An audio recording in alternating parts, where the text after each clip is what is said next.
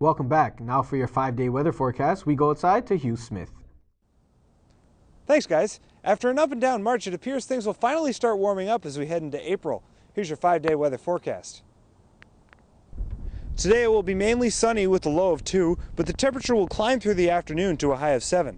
Tomorrow will cool back down a bit with a high of 3 and a low of -2. Friday we'll be getting our first April shower with a low of 1, but the high will be 7. Saturday we'll have a high of 4 and a low of 1, but on Sunday it will be a nice one, mainly sunny with a high of 8. Looks like you can finally start getting your warmer weather gear ready, but don't forget your umbrellas. And that's it for your 5-day weather forecast. Now back to the studio. Thanks, Hugh. Now turning to national and international news. 6 people have been reported dead and hundreds of thousands have been evacuated following an 8.2 magnitude earthquake in northern Chile. The quake struck north of the city of Iquique late last night. 300 inmates from the city escaped custody at a nearby women's prison, but authorities report 26 escapees have been recaptured. The nation has declared a disaster for surrounding regions as a precaution to prevent possible looting and disorder. British authorities have issued a smog advisory and warned some residents to take it easy. Authorities say industrial pollution, along with dust blown up from a recent storm in the Sahara Desert, is to blame for the smog covering the entire island. Britain's Environmental Department says on their 10-point scale for smog, this warning could reach the 10th level. According to a British meteorologist, toxic gases and dust particles from the Sahara and burning fossil fuels could be harmful to people with heart and lung problems. Authorities say the smog should ease by Friday. U.S. Secretary of State John Kerry has called off his meeting with Palestinian President Mahmoud Abbas. It is unclear whether this was done in reaction to Abbas reaffirming Palestine's bid for statehood within the United Nations. Abbas says Israel has refused to release prisoners and has delayed further peace talks. He says he previously placed the bid on hold after speaking with Kerry. Kerry was then lobbying for the two nations to come to a truce before Palestine would apply for statehood. Prime Minister Stephen Harper has asked the Conservative Party's National Council to investigate allegations against Mississauga MP Eve Adams. Adams is accused of improperly using constituents' personal information as part of her bid to win a nomination in the newly formed riding of Oakville, North Burlington. This is not the first controversy involving Adams and the new riding. Adams' husband, Dimitri Soudas, was removed from his position as executive director of the Conservative Party this week after being accused of using his position to benefit Adams' campaign. Police in Fredericton, New Brunswick are investigating after a surveillance camera was found in a YMCA locker room. According to CBC News, the YMCA had installed the camera in the men's change room due to ongoing issues of theft.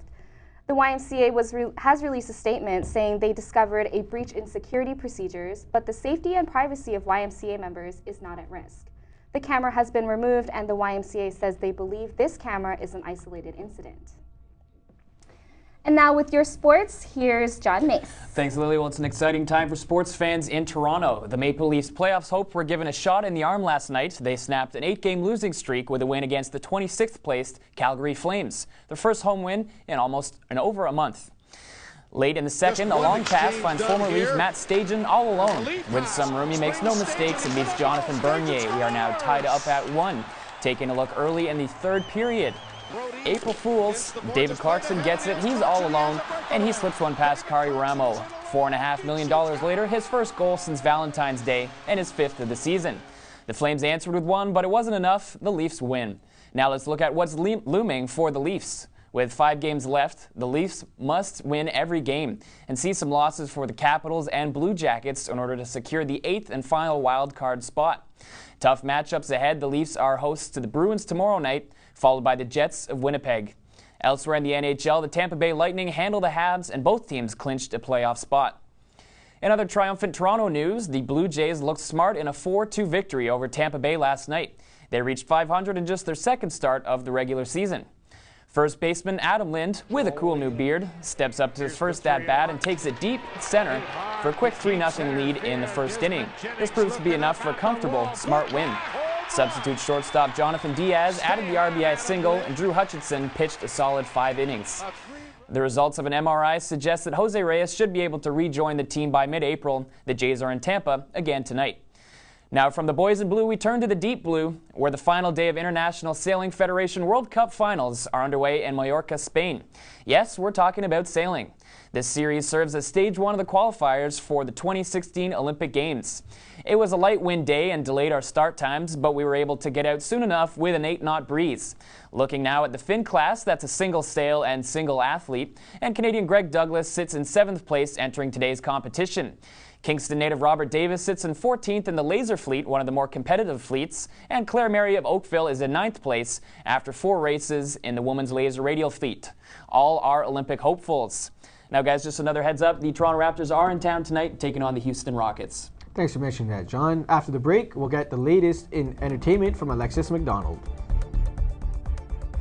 From Miley Cyrus and Jason Segel and Cameron Diaz are making a sex tape. I've got all this and more on your entertainment update coming up after the break.